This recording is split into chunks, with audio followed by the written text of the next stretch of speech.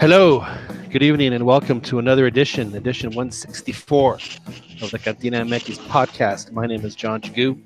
Glad to have you with us. I am glad to be home here on the banks of what was a flooded Lake Travis a few weeks ago, now a receded Lake Travis. But it is raining right now, and it's hard for me living in Texas to say I'm sick of the rain, because in Texas you don't know when we're going to get rain again. So I'm just happy to be home. Joining us tonight from Orange County, California, in the beautiful city of Irvine, is Joel Aceves. Joel, how are you, sir? Doing good, John. Very windy tonight. Very windy. Is it the Santa Ana winds, Joel? Is it warm? Yes, sir. That's what it is. Yeah. So Santa Ana winds blowing. So that makes it what like an unbearable 82. Pretty much. Yeah. Yeah. You might actually have to use the air conditioner this week there in Southern California. Joel, I was thinking, I have all my toys with me tonight. It's something that I haven't had in a while because the last few times on the CantinaMX podcast, I've been driving in the car, which is never fun. But I noticed, Joel, that this season there are a few folks that we just have not heard from all that much this season, and it was someone that we used to listen to all the time. We have Lady Cemento. Haven't heard from her in a while.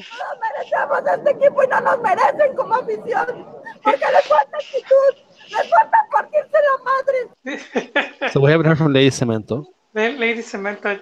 Yeah, we also haven't heard from and Lady Máquina. Sufriendo cada torneo lo mismo.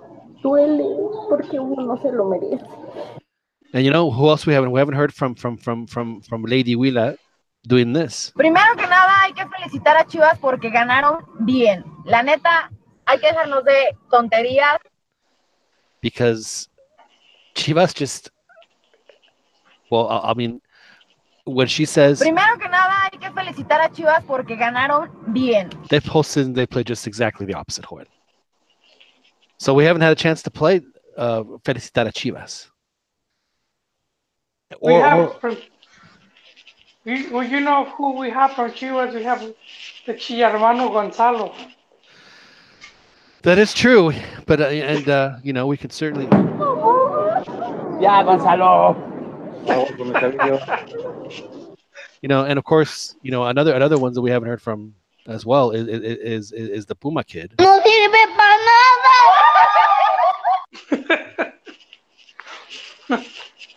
because the things are different in Liga MX, which we'll get to in a second. What I do want to get to first, Joel, if you don't mind me, is that today Mexico has announced a call up for their 2 games that they're going to be playing in Argentina. In the new reality of the world of friendlies, I think that we're going to be seeing a lot more of these. Let's just maybe why they could do a home and home, whatever. But Mexico is going to play 2 games in Argentina with it's essentially a mix of some of their established first teamers and a bunch of the kids. And of course, the big news, Joel, is that they're trying to make a big deal out of Javier Hernandez not being on the thing. Javier Hernandez hasn't played soccer in 2 months, and he's like, let me get good with the club first. Didn't he score like last week, John? I think he has scored recently. I don't know if it was in a league game. I thought it was in a League Cup game. I'll have to. If there was only a way we could have this information available to us at our fingertips. So yeah, at the end, and of course, they're trying to make a big deal out. He had an interview that came out. He's like, I'm not. He's at a point in his career where does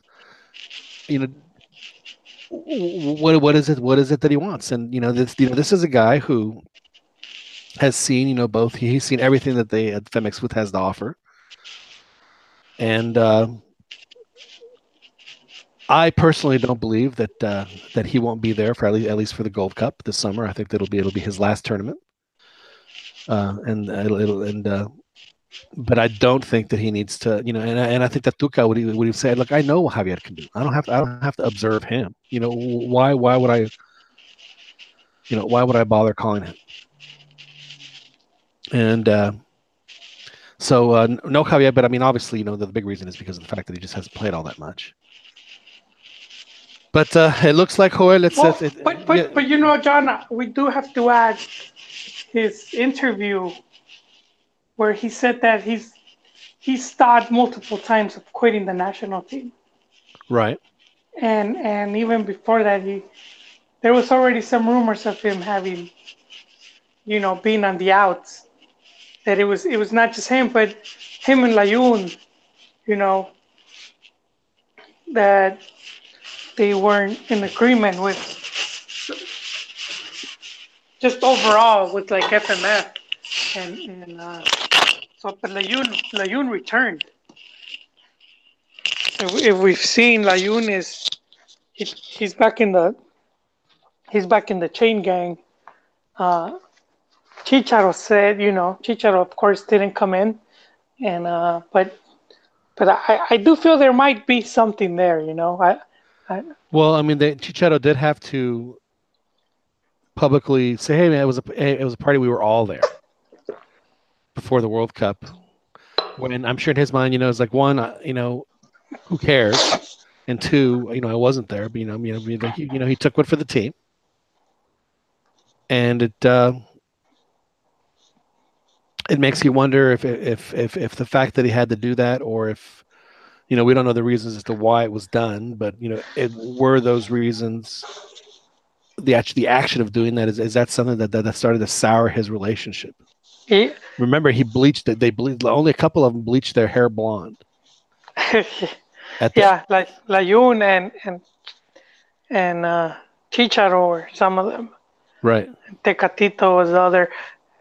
Yeah, but we see the changing of the guard, and sometimes you have these players that wanna maintain like their stronghold, because they could be very influential with how the team gets managed or even who gets called up, and we've heard this from players, even Cuauhtemoc recently when he said how the Atlas group pretty much they had La Volpe's back to take him out of the World Cup.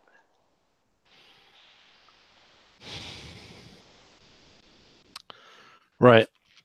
Well, I mean, there was obviously factions, on the side, and I just don't see, and people that are thinking that Chicharo's on the outs. I mean, tell me who right now plays the striker position that is a Mexican that has more ability and has scored more goals than Javier. And the answer is absolutely nobody. So for the folks to say that this is kind of a changing of the guard, there's no guard. There's no guard to change right now, or there's no one to change the guard. Alan Pulido's not the guy. The guy that could possibly, and it's not Saldívar is a good player. Henry Martin's pretty decent. The one that they should have called me if they really want to, observe some. Why don't they observe that kid from Toluca? He's pretty decent. The one rumored going to Chivas. Oh, is he rumored going to Chivas? The Alexis Vega? Sir. Yes, sir. And there's some weight to it because see, what does that tell you right there? Cardoso debuted him, huh? What does that tell you right there? So the Chivas strikers are on the Mexican national team, and Chivas is desperately looking to replace them with a guy that they didn't take. But it's politica, they need to, and I said it like from the last friendlies as to why was Pulido called up, and right, they need to sell tickets. He hadn't been but they don't need to sell tickets in Argentina, Joel.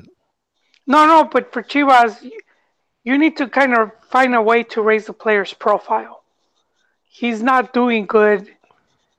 He's not very consistent with, but they need to get rid of him Well, just should because should the Chivas, should the national team Joel be used it always to has been.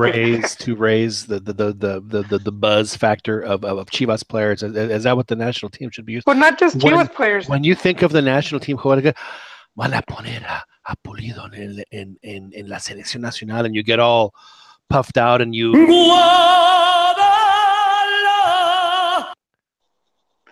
No, I Is that don't. what But they're happens?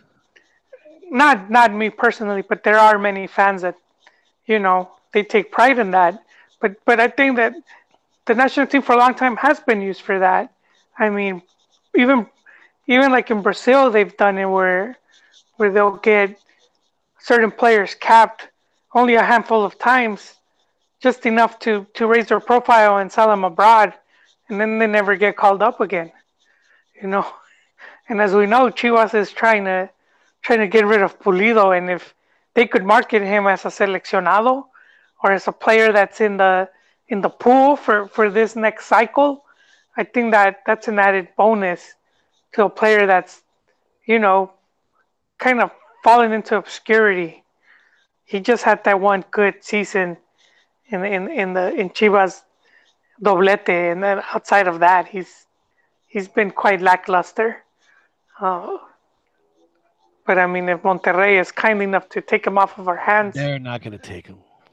hey, they took the Nigris, man. He was injured goods. Why would Monterrey take Pulido when they I mean the gut strikers they have on their bench are better than Pulido. Well, maybe for Pizarro's sake, Pulido's you gonna know. go to like a Necaxa or a Morelia. Well, actually, Morelia has better strikers. I think what's happened here, Joel, I think is that Chivas is saddled with Pulido.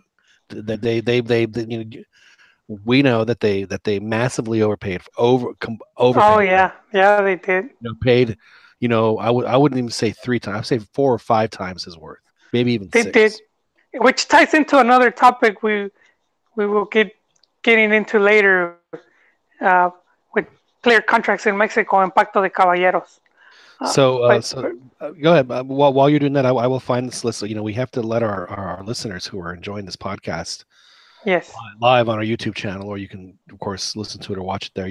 Not that there's anything to watch, but you can also download it from the podcast center on iTunes as well as on Google Play, as we all know. So, thank you, listeners, for that. But we should, while you're making your last point, I will look to see who is actually on the Mexican national team call up, and we will break it down player by player, position by position. position by position.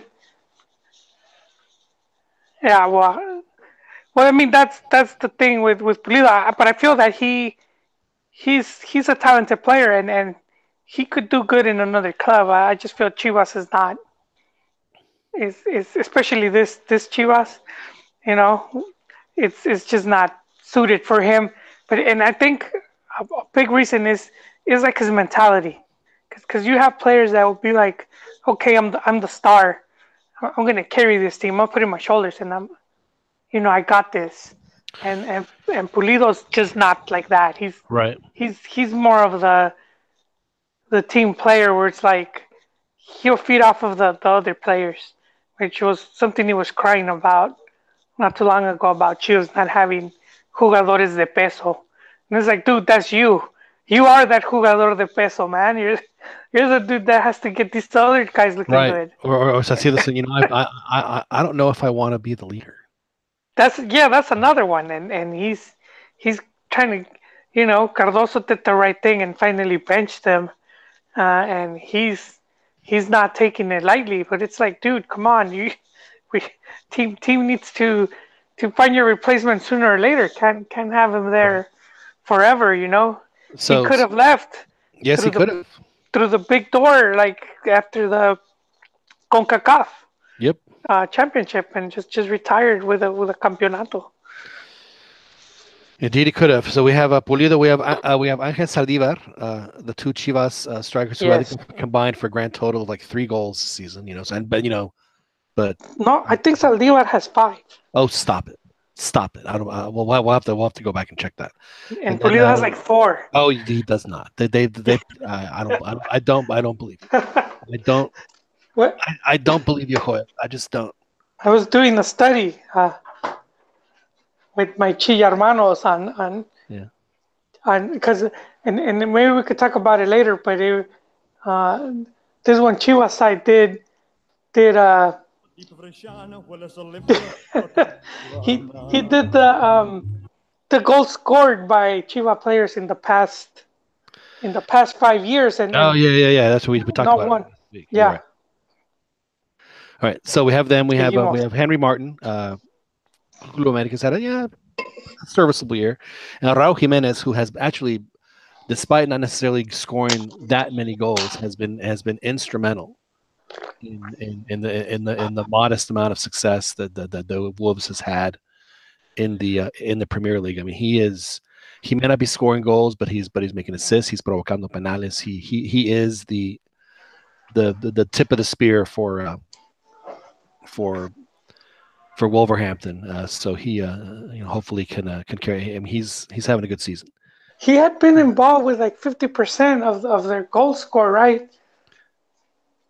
He had been, and Wolverhampton is a side that they this season they want to avoid relegation. That is their goal, and they're in 11th place, so they have 15 points. They have won 4 matches, which out of 11, so it doesn't sound like that much, but they've only lost 4 matches. So they're right where they want to be, and they are 9 points clear right now of the relegation zone. So they're doing pretty well. West Ham United is actually a couple spots down. They are in 11th. But Wolverhampton, let's take a look here. We'll take a look at the stats. Do they have why wouldn't they have the player stats? Incredible. They've scored 11 goals. The old Wolverhampton, and let's see how many. And Jimenez has 3 goals and 3 assists, and he's provocado penal. So out of the 11 goals that Wolverhampton has scored, he's played a part in 7 of them. And you can't ask more of a striker than that to be responsible for 7 of the goals, 7 of the 11. So 70. It's actually gone up. It's gone up to 70%.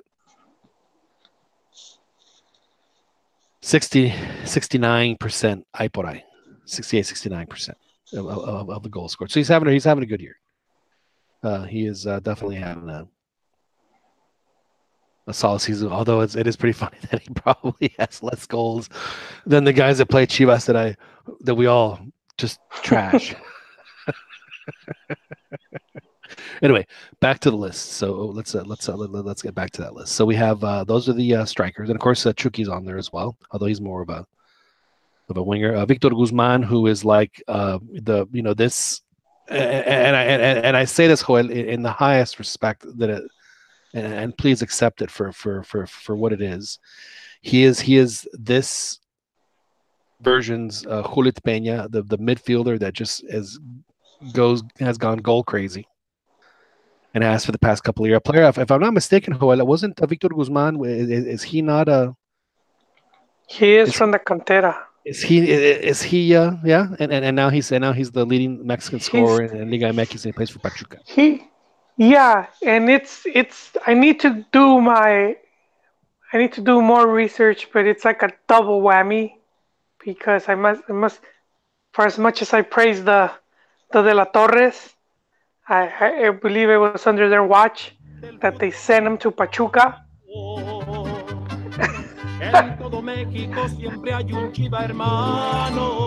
Please continue. Please continue. Oh, man, it's hard. Yeah. Don't tell me that you're getting emotional listening. When I hear this. Yeah. But then it was Higuera that sold him.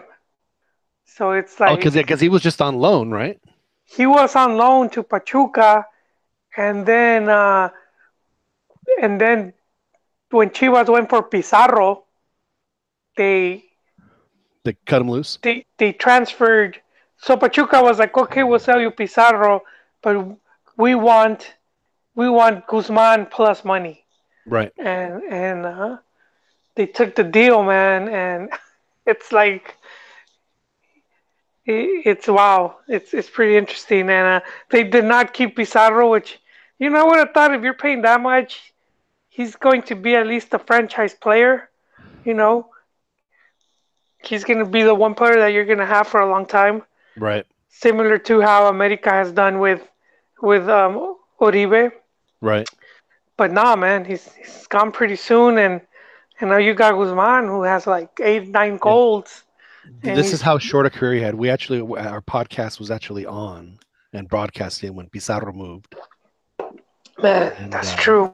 And at that time, he had said that that playing in Guadalajara was like a dream, like a dream for him. So we actually, if we go back and listen to the tape, I think that you and I particularly were like, look, if a player wants to play there and they want him there, then he's going to have a good, he's going to play well. It's going to, when you're wanted and people want you somewhere, it's amazing what it does to your confidence.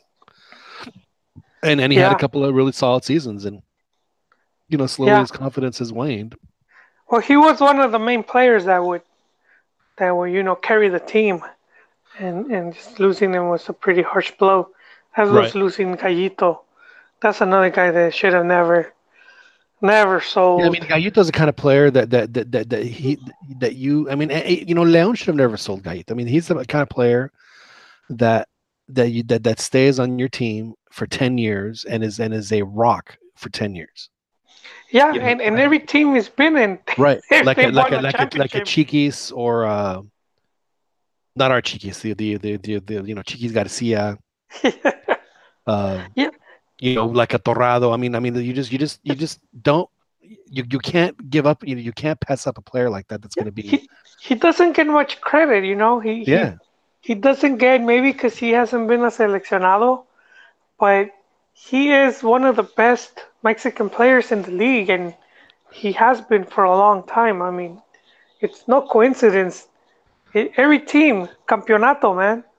Every team he's at, they're fighting for the championship. I mean, look how great Mexico looked in the groups.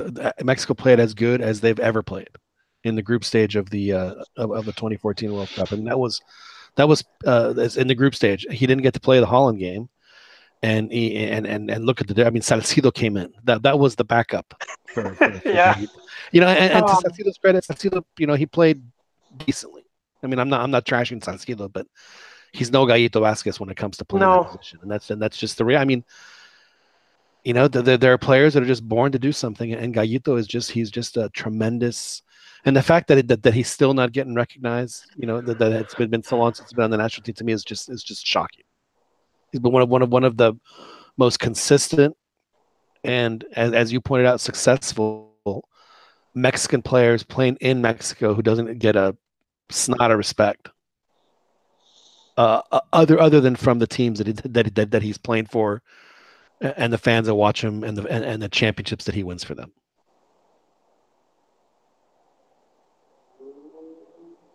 Yes, so Gallito Vasquez is always welcome here. He will drink for free for life at the CantinaMX podcast. Yes, he will. Yes. Gallito will. And I'm not a Leon fan. I'm not a Chivas fan. I'm not necessarily a Santos fan. But man, I was a huge Gallito fan. I still am, and it's just. Yeah, he won me over at the World Cup, man. I remember. Oh, there's no question. Yeah, me too. Everyone talking about the Croatia midfield with Rakitic and Modric. We're gonna chew him. And I said chew him in, spit him out, and trashed him. None of that happened, man. Don Gallo came through. And he was smart, man. There was a play where they were going to have a breakaway, and he took a guy out, and he got a yellow card, and it ended up costing him the chance to play the Brazil match. But Gallito had to do what he had to do. I remember I was watching a replay of that. I was like, oh, that's why he did that, and that's why I got the yellow card. Now, because when you're watching the game, you're like, you just yell, you do a little breakaway. But he said that when you see it, that was like nobody, like he was ultimo hombre. But on this side of the field, it was pretty. Oh yeah, it was as good a yellow card as you can take. So no, Gallito Vasquez, an amazing talent that once again has been passed over. Let's see who else do we have here. We have Victor Guzman, as we mentioned. We have Eric Gutierrez, Javier Güemes, and good to see Javier back after his horrific injury that he suffered in the game between Pumas and America in the liguilla, where I know that if Ron were listening, would say that it was a terribly dirty play just because of a picture that was taken, but it was just a very unfortunate accident between them. But it's glad to see that he's back and playing at a very decent level. Glad to have him. He probably would have been one that would have easily made it to Russia had he not broken his leg. Jesus Gallardo, who's playing very well for Monterrey. Marco Fabian, who I have no idea if he's playing or not in Frankfurt. I'm going to say probably just for the reserves. But I think that Marquito will probably be making a move back to Mexico in January is my expectation. I think that I think the Cruz Azul would probably welcome him back. Chivas could certainly use him, especially if they Chivas has no money. If they freeze out my Chofis, which is looking like we'll talk about that in a minute, that they might be doing. Anyway, so back to the midfielders, we have Chaka, we have Marco Fabian and Jesus Dueñas, Isaac Brizuela, Javier Aquino, which not really understanding, but he's had a very decent, another player who's had a very decent, solid career in Liga MX.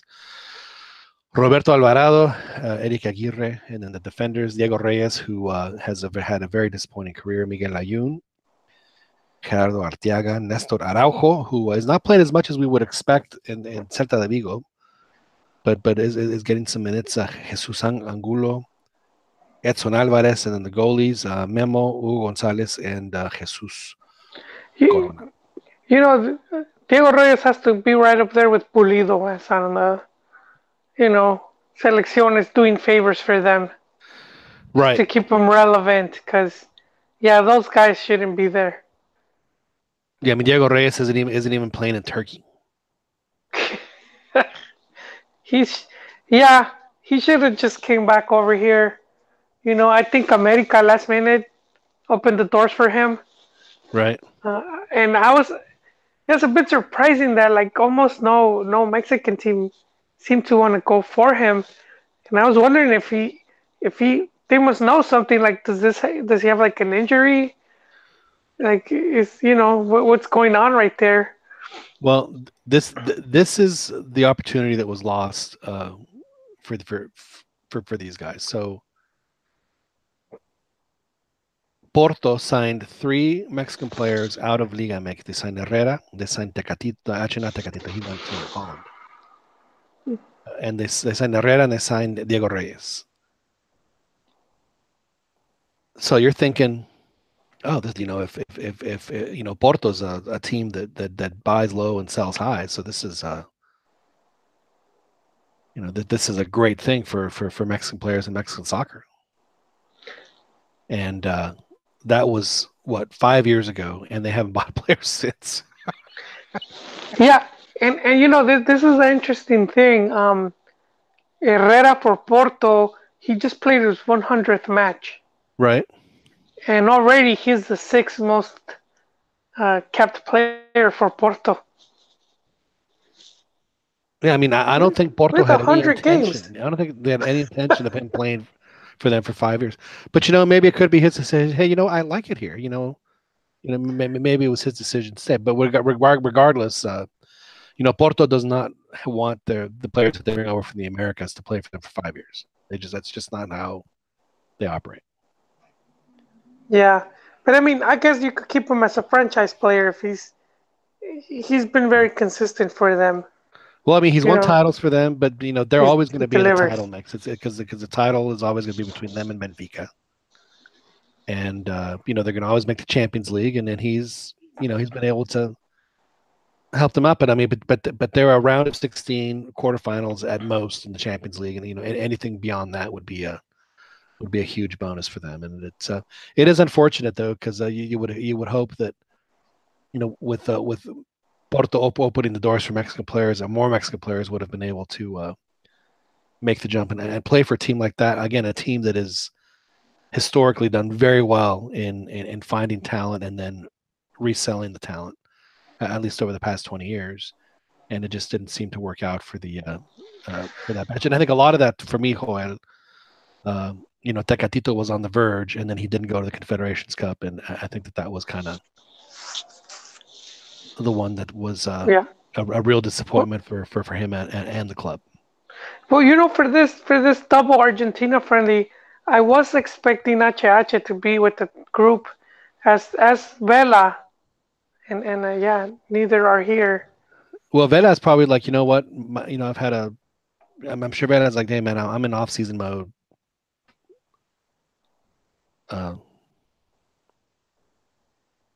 So probably. Well, but again, we have to remember this is Tuca. Is like, I know what these guys can do. I don't have to call the guys that I know what they can do. Well, that's true, because Vela's interview was way different than Chicharo's.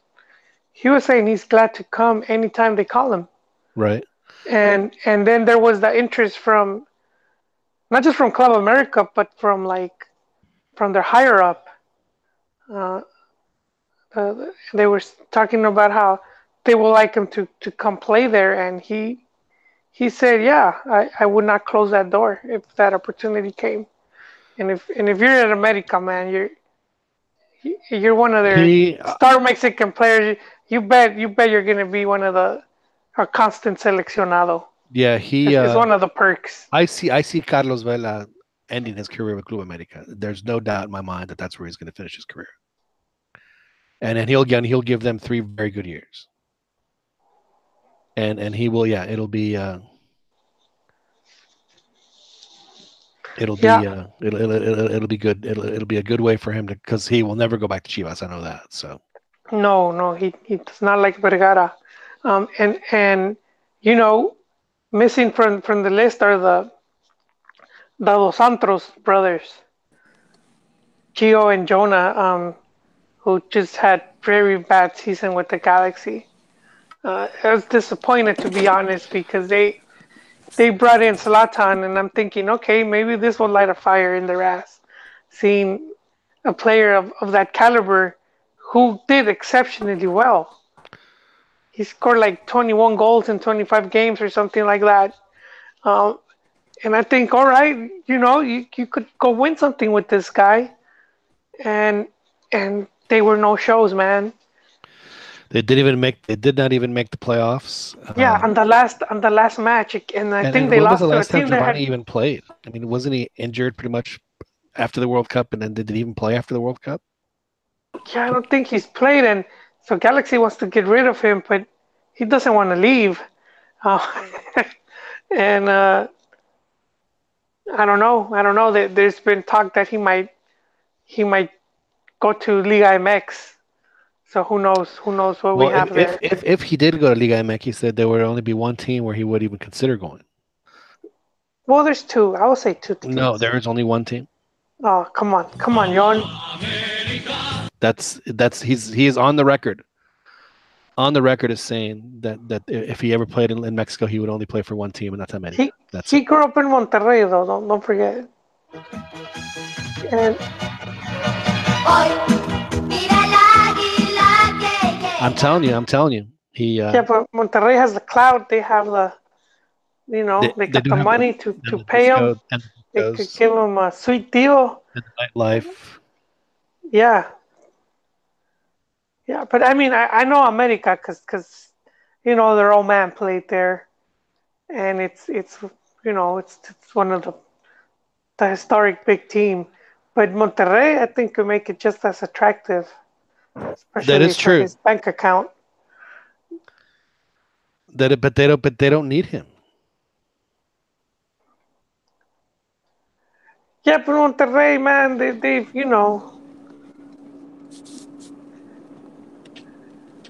One place that I know that neither of them will ever end up is Chivas. And before I bring in our next panelist, I would like to. I think I mentioned this to Joel earlier.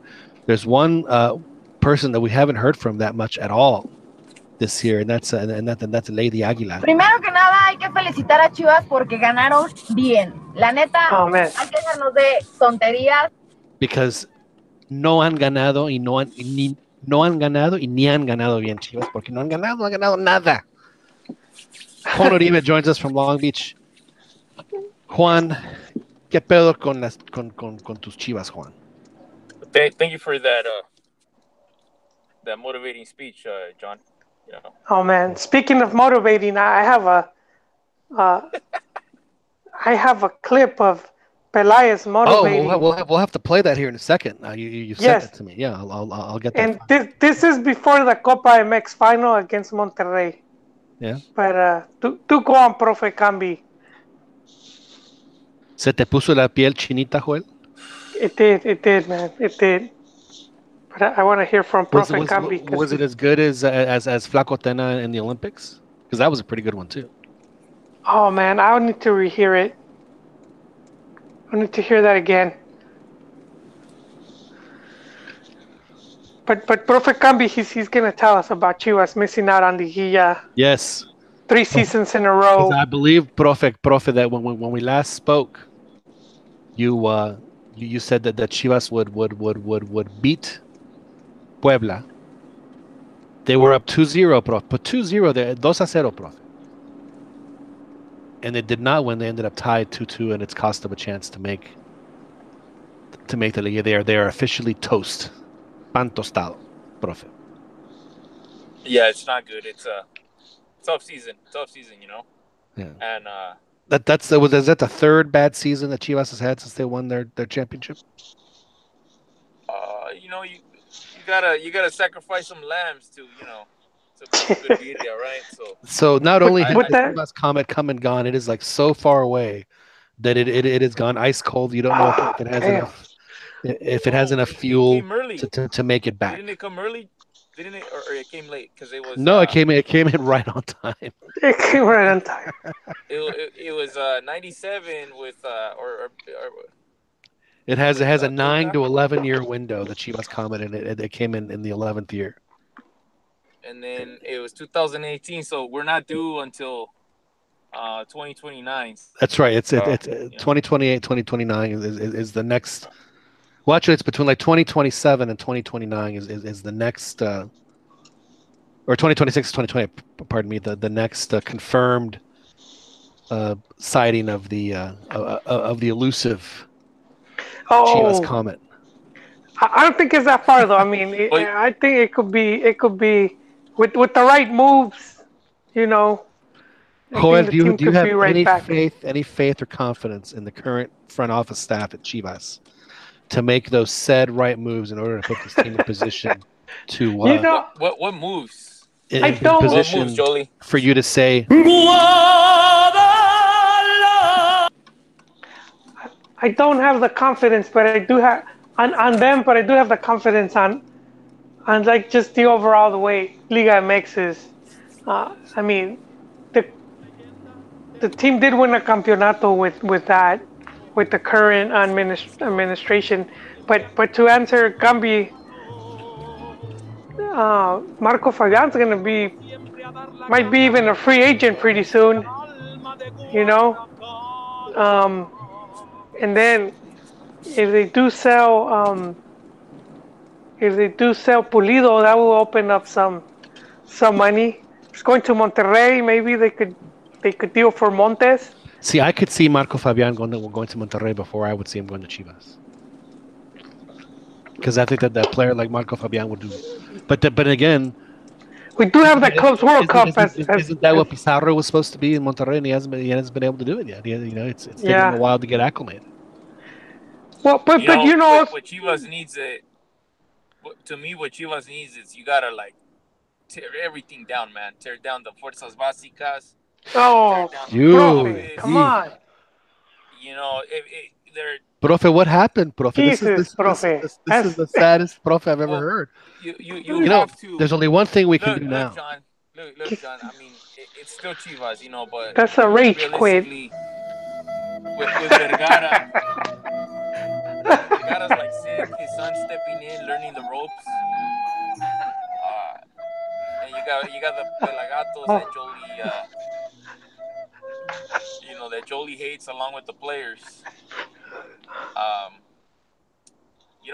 thought they, like having Almeida, if he would have stuck around, that was like that would have been that was a band-aid, dude, and they kind of they got some trophies out of it, which is good. What, dude, this is not sad. This is trophies is gone, man. If it would. Here's trophies. Not trophies, not trophies, la trophies. You said trophies, not trophies. Well, see, we have a very specific trophies before trophies policy here at the CantinaMX podcast. So the trophies before trophies. No, trophies before trophies. Anyway. So here's the thing: if he goes to Querétaro, which is where they don't have Dorados anymore, so he has to go somewhere. If he goes to Querétaro and Rafa Puente Jr. lo rescata. Oh yeah. Rafa Puente Jr. is gonna be, he's gonna, for the trophy chasers, he's gonna be like the Zen master. He's gonna be like China with the Fierro, the Fierro fanboys, right? I think that the trophy chasers have their reason for existence. I think it has much more. There's much more a reason to have a fan club of a trophy chaser than there ever was to have the Fierro fanboys fan club. I don't know, man. It sounded like Jolie was the president of the Fierro fanboys. Yes, not only a member but the president. Carlos Fierro it's very few of us there. There's very few of us left. Yes, there is. Carlos Fierro was a slower and klutzier version of Jürgen Damm. Oh, I think he early on demonstrated some good qualities. But who knows? Hey, he's in Morelia, man, and Morelia's in the fight. They are right now in 9th place, Morelia. And for all the flack that Güero Fierro gets, he did win with Chivas. He was there in the season of the doblete, and he did win with Querétaro. Just saying, just throwing that out there. So as it stands right now, Joel, Morelia is actually tied with Querétaro. That's 22 with Pachuca for 8th, 9th, and 10th place. And so Guadalajara still has a mathematical, so it's not quite death rattle time for Guadalajara, but let's just say that the throat is starting to get a little clogged up. The one that I'm worried about, frankly, is Pumas. And thinking about Marco Fabian, if he does come back to Mexico, that is actually to me the perfect landing spot for him, because they desperately need a player to play that position. And he would do it in a heartbeat. He would look really good. He would look really good in a Pumas uniform. Does Pumas have the money though? Does Pumas have the? The last couple of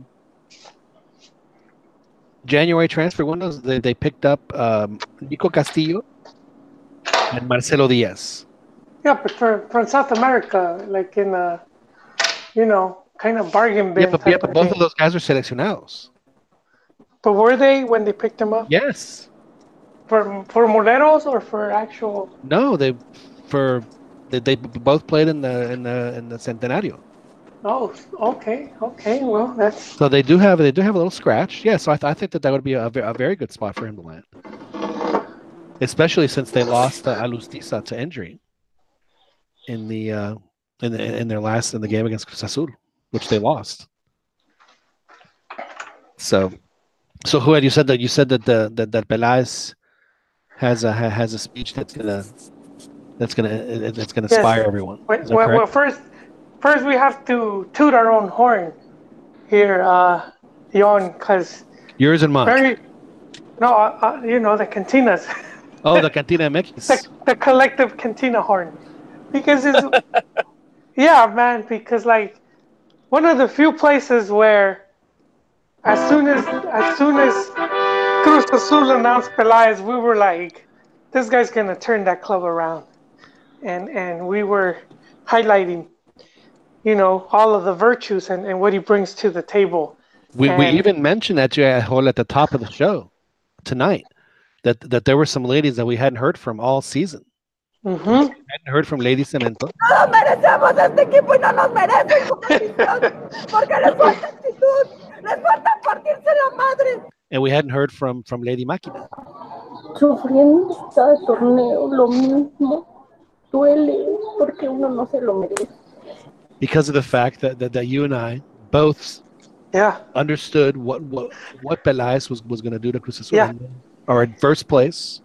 First or second place. I can't remember who's who right now. I think they took the first because they won and America tied. So I think they reclaimed first place. 30 points, and America has 29, Santos 28, Pumas is 26, and the only team that has qualified for the liguilla is Cruz Azul. Actually, I'm sorry, and America both. They're the two teams that have qualified. So two teams that are secured. They're secured. You think they'll do the double? They're in line to do it, but you know what? A lot of people are giving credit to Caixinha. He does deserve his lion's share, but I would tell fans to keep in mind, Caixinha had lost the locker room from the previous season, and if you kept up with some of the news that has come out of from Cruz Azul and just those that follow the club closely, like all the small things that Pelaez has done, like having their training field be like the Azteca, and he's just done so many small things that has been adding up, and this clip is just one of them, and you have to wonder, why is he the one doing that speech? It's usually the coach. Aprovechamos el envío de la Copa para ir por lo que sigue. Vamos con todo y vamos a ganar el siguiente torneo porque ustedes lo van a ganar. Hoy de a 3.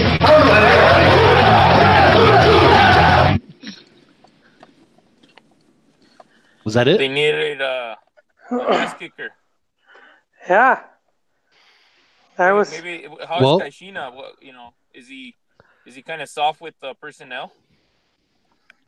Is he too much of a good cop? No, you know what? Caixinha had come from what was it, like 3 fracasos? 3 straight fracasos where he hadn't been doing good. You're right. Fired from 3 different spots, including Santos. Yeah, with Santos, the team was doing bad and they let him go. And then he was at Rangers. Or was he somewhere else before Rangers? I don't think so. I think in the Middle East. But yeah, and even at Rangers, he did so bad. The team that failed to qualify for the European leagues against some really small club. They threw Gullit. He did so bad they threw out Gullit, right? Well, he's going back because he's on loan to Necaxa, and he's headed right back to to Scotland. Yeah, I don't know what they're gonna do. If I'm Chivas, I probably. Well, he was going to AA meetings. That was one of the. You think Scotland was the right place for that for Gullit, man? Yeah, it was, but I because he could have, it's an accessible league. Drinking going on over there. No, but borracho, man. It's true. I think you can say that about any country. Yeah, that's true. but I think it was most like his vicio that did him in, and he admitted to it when he went to Necaxa, and one of the conditions for him being there was that he was going to be attending. So I don't know how that worked out. Hello? No, we're still here. Yeah, y'all. When y'all get into the 5th level Chivas talk, I always have to, Oh. tune it out a little bit. Tune it out too much. Yeah. Now, profe, I know we've asked other members of this panel this question, so I don't know if I've ever asked you this question. So we're gonna play MFK with the three ladies, or maybe we should add a fourth one, Joel. Maybe we should add, because we have Lady Aguila who has to give it up, Primero que nada hay que felicitar a Chivas porque ganaron bien. and then we have Lady Cementos No nos merecemos este equipo y no nos merecen como afición. and Lady Máquina. Sufriendo cada torneo lo mismo. But we also have a new entrant in this game. We also have America Girl. Que chingue a su madre en America. So out of those four, profe,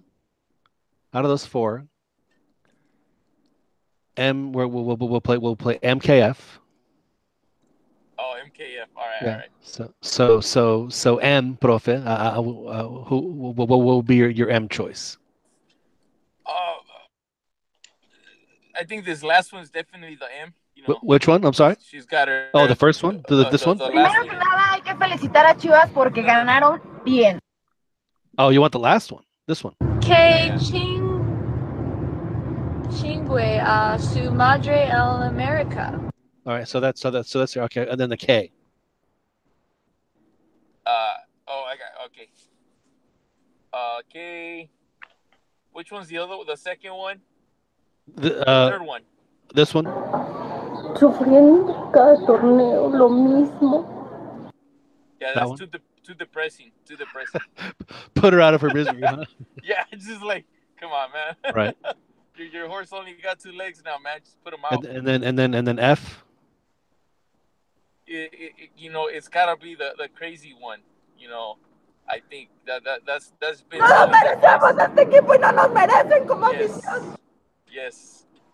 Interesting. So the one that praises Chivas does not make. Primero que nada hay que felicitar a Chivas porque ganaron bien. All right. No, man. What's funny is that I think that every single one of us have you got the added bonus of the America Girl, which the other guys did not get to participate with. But I think had they not, I think that everyone's choices has been the same. It has been exactly the same, actually. I think that is pretty funny. We did ask Rigo once because he was if we asked him if he was, because he was something about his girlfriend, if an ex-girlfriend came to his door right now and knocked on the door, and he opens the door and they were wearing a Chivas shirt and they said, Que chingue a su madre en America. if she said that, what would he take her back? And he had to think about it. He had to think about it. What was it? Did he give a final answer? I'm sorry. No, he did not, because his I believe his significant other was within earshot, so he did not. He did not. Yeah, dude, you're trying to get this guy in trouble right before Christmas, dude. No, this was a while back. We're here for coming a while. up, John, he's gonna be. I think he's still on his Red Sox high. Himself at all. He's still, he's a big Red Sox fan, so I don't know if that would, I don't know. I'm sure he would have. I don't know if you would have liked the gloating. You and Dan probably would have. Well, yeah, Dan more than you, because I think he's a much bigger Dodger fan. But yeah, Dan's like a true Dodger blue. He sees all the actors at the games and stuff. You're like they don't have any actors going to Laker games, or are the Lakers still so bad that no actors are? Have the actors? Let me ask you this: when will the actors start showing up again? No, they've been showing up, man. Just I think Jack Nicholson is sick or something, so he hasn't been showing up that much. But I mean, you got everybody, going to the Laker game. Denzel. You got even players from the other teams. Chris Bosh showed up. Steve Curry showed up to a game in Portland because his brother was playing. Or wait, is his brother at Denver or Portland? Right. I forgot now. Everybody's at the Laker games. Even Kobe. Kobe showed up to a game. They're not winning that much yet, though. So, but the team's new. Right.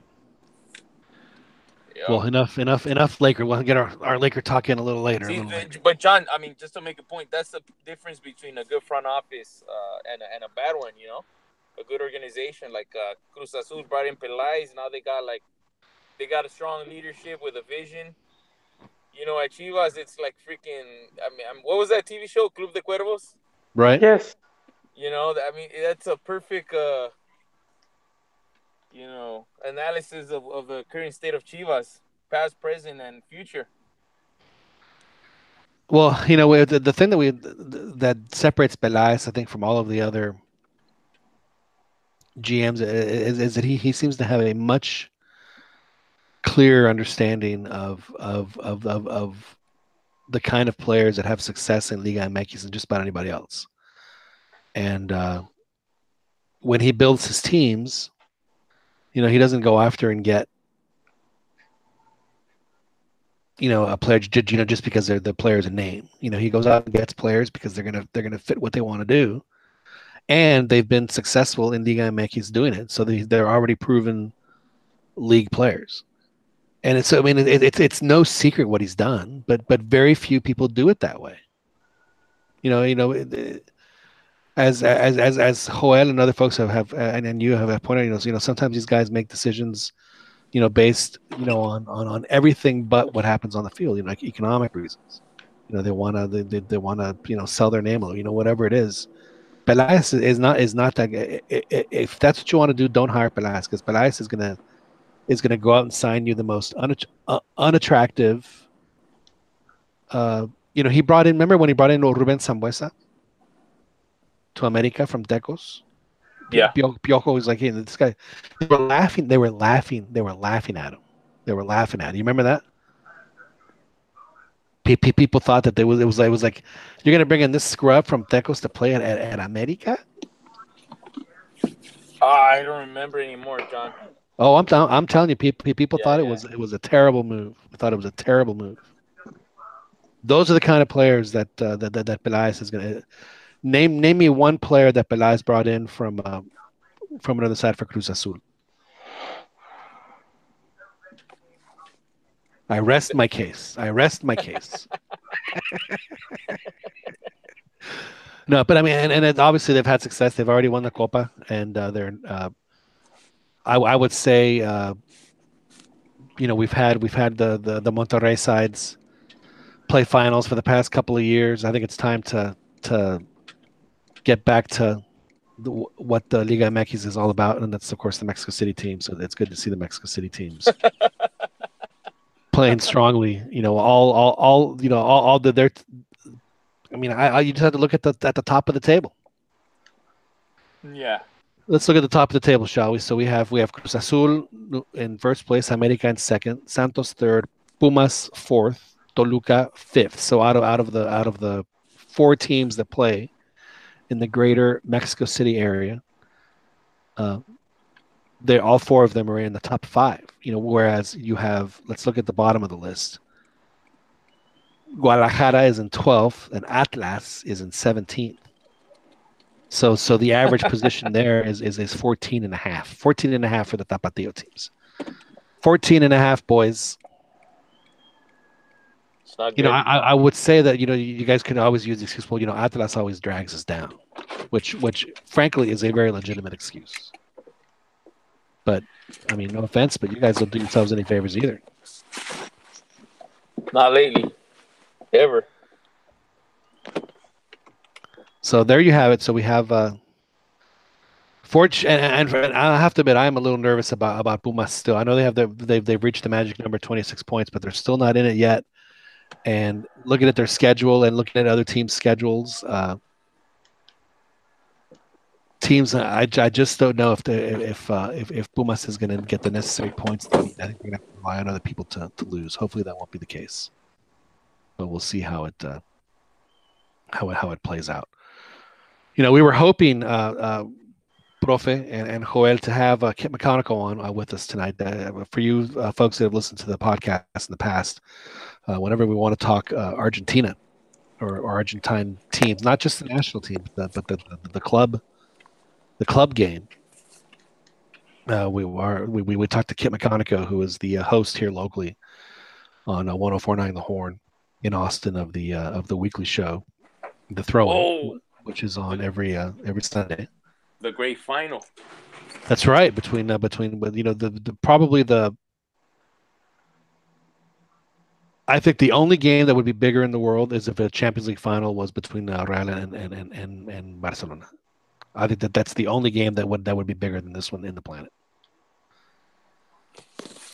This is, by the time the calendar year closes, this is by far the biggest club game ever. This game to me is much more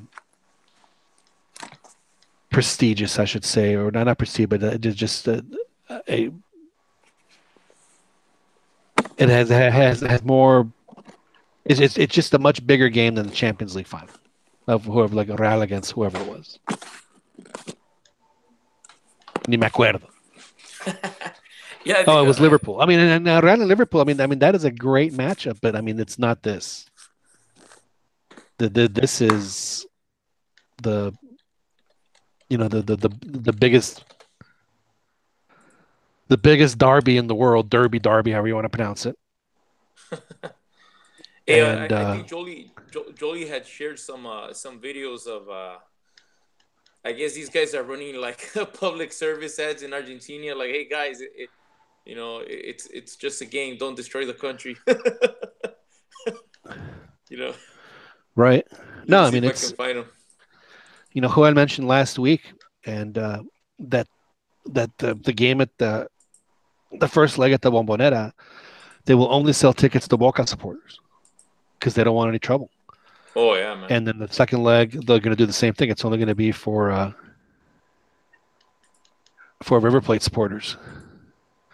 But anyway, so Kit McConico, who's been on our show, he was the one. Juan, I don't know if you were on the show or not. When we asked him, how did you become a River Plate supporter? And he goes into this long spiel about how he met the team president and they gave him a tour of the stadium and the club. And when it was all said and done and over, the president said, you are now a member of River Plate, blah, blah, blah. And, he's been most of us are like, well, I watched them on TV one day and, I like the way they played. So that's, that's how I became a fan. This guy gets a tour from the club president. And that's how he ends up being a River Plate supporter. So this weekend, I remember him, John. I think he's a voting member. I think I remember him bringing up that he's yes, that he's a voting member. That he's pretty active there. He is, and so I this weekend I tweeted his producer on the show, and I asked, I think that you should probably play this for Kid on the show. Oh.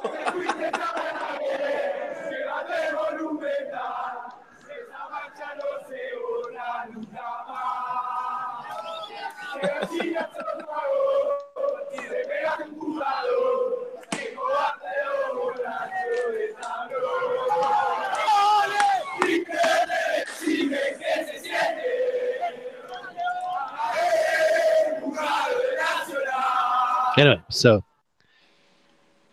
he didn't think that was very appropriate radio banter, and of course, they did the big radio theater where they pretended like they opened the door and he went in there and he smacked them, and then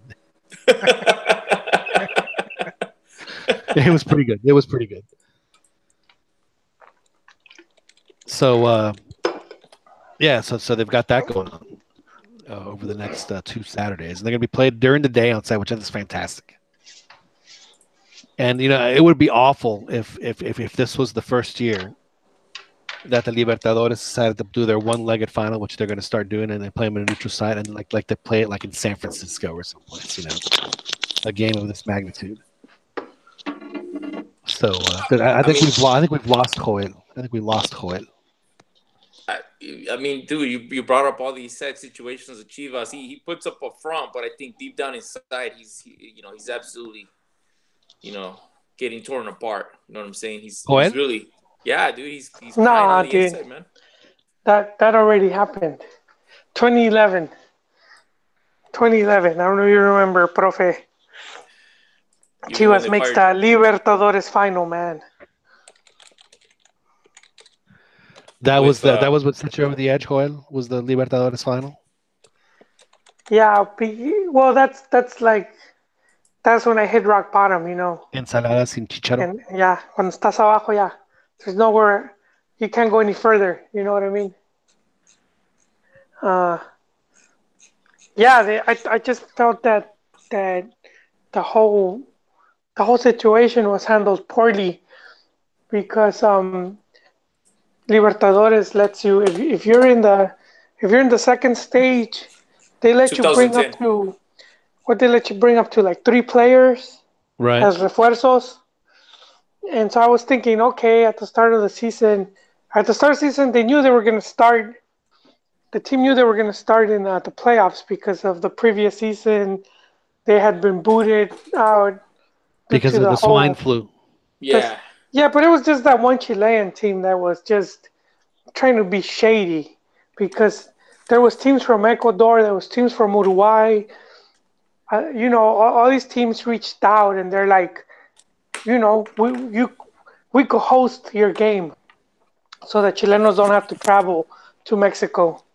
And the Chilenos just wouldn't budge, man. You know what used to bug They, me about the Libertadores was when Chivas would play at the Azteca. oh man, Didn't that you bug know, y'all? It bugged me. I mean, no, it bugged me. I'm no. not even a Chivas fan. There's a lot. There's a lot of Chi hermanos at the Azteca, so they deserve, man. If they The, could the, bring it, bring there's it. probably more Chivas fans in Yeah. Azteca Then than Guadalajara right yeah. now. Because since Leones Negros came back, I think I don't know if they still are, but when they first came back, they were like selling out the Estadio Jalisco. Why are you feeling sad food to me? I'm not sad about it. No, I just think that's just sad for Chivas fans that it's better for them to play at the Azteca than it is at the Zone. Hey, well, that's the Templo, man. But so I was thinking, okay, they knew off the get go you're starting Libertadores, at the playoffs, Right. and so you had a decent squad. And they didn't get Uh, any refuerzos at all, did they? no, I think that's the season when Vergara said, "The refuerzos is you, the fan." They said we're gonna do a surprise announcement, and and then the announcer's like, "Yeah, these are our refuerzos. It's the cantera." So they You introduced the know, refuerzo and they opened up the Oh, big mirror. yeah, they said the cantera and the fans. That's yeah. that's all we need. We need the youth squads and the fans. Uh, and then so I was like, okay, at least you could bring in some loans. You get the 3 guys, get 3 decent dudes. But not even that, man. They said like, you know what, we're not even doing that. So you had to know at that point, money must have not been good if they can't even put out some money for loans. And then the team, man, they struggled, they scraped, but they made it. They made it to the final. If I Uh, remember right, Carlos Fierro had a couple of really good games. yeah, but Chicharo was the standout. It was a cheat. Well, No, and but in the final, in the run to the final, I remember it was Omar Bravo that came back and a bunch of rookies. no, but Chicharo had been scoring a lot of goals, but he could have played, and then they stole him. They stole him, and he ended up missing that game because they stole him. They stole him ahead of time. So I They told might him be getting the dates wrong because I it, said 2011. it was the Uh, 2010 Libertadores. So yeah, yeah, yeah, I got the yeah, dates wrong. Cheech could have helped them out in the final. Yeah, I always said it. I always compared this to River Plate because they had Hernan Crespo and Parma bought him, but River Plate said he's playing the Libertadores final, man. There's But no way we're letting go. We're not letting go of this goleador, and we're in this important tournament. And he ended up. They played America de Cali, Colombia, and they won, and he scored, and that was his despedida, man. And that would have been nice to see Chicharo leaving Chivas, and just for any Mexican club to have that trophy you just have bragging rights forever, dude. It's true. And I feel Yeah. like the club just didn't value it. They didn't see what it could mean. They didn't take advantage. It was just so disappointing. Where to me it was like, if they can't, see the magnitude of this, they can't take advantage, then we're pretty lost. For anything else, it's just no hope. So that was Serion. Like pretty much retired from football altogether for a couple years. You know what it sounds like to me, Joel? It sounds like when that happened, you and Lady Cemento probably had a moment. No nos merecemos este equipo y no nos merecen como afición. Porque les falta actitud. Les falta Jolie- partirse la madre. Yeah, Jolie needs some sap flute, man. Give him some sap it flute. was. No, but No, this I is think old Sat flute. yeah. I would see if Joel had given us the He's the still story carrying one. it, man. He's still carrying it. Sufriendo cada torneo. Now, if he lo would have given us a mismo. story like that, then I would have played the sack. But that was it's like how on earth can you guys we give everything to y'all don't repay us. Yeah, it's yeah, absolutely.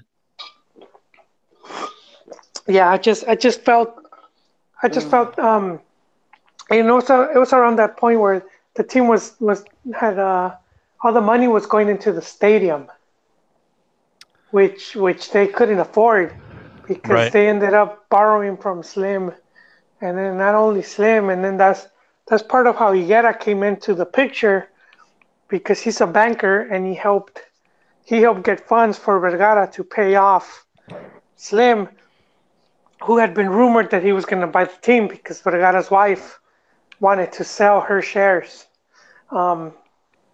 So there is even more rumors now that Higuera might actually own a stake in Chivas, which is a big reason why he continues to be there, despite having been toxic, and why he's been so influential.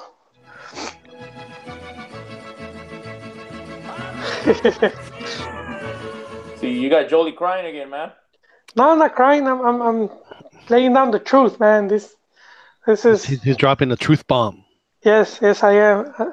I am. That's how it happened. But and I wrote back then how like and I have to say sad Ron's not here, because he had called it even from before, when it was announced that she was wanting to build a stadium, and Ron was one of the few people I remember saying, he's just using the team because he already owned the plot of land.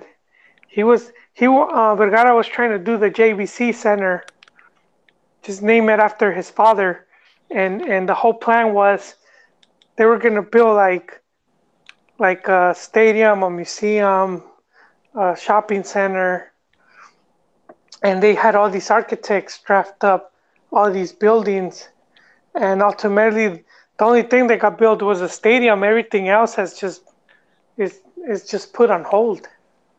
No, It they got a never They do have a happened. stadium. I mean, Yeah, I'm sorry. but No, the stadium they was got the supposed to museum. kick off everything else. No, You were they gonna got- have top of, huh? They do have a museum, though. It just, Wait, you mean the stadium like the Chivas Museum? Because that's not the type of museum I meant. Oh, okay. Have You you know, guys have you guys been to the new Chivas Stadium?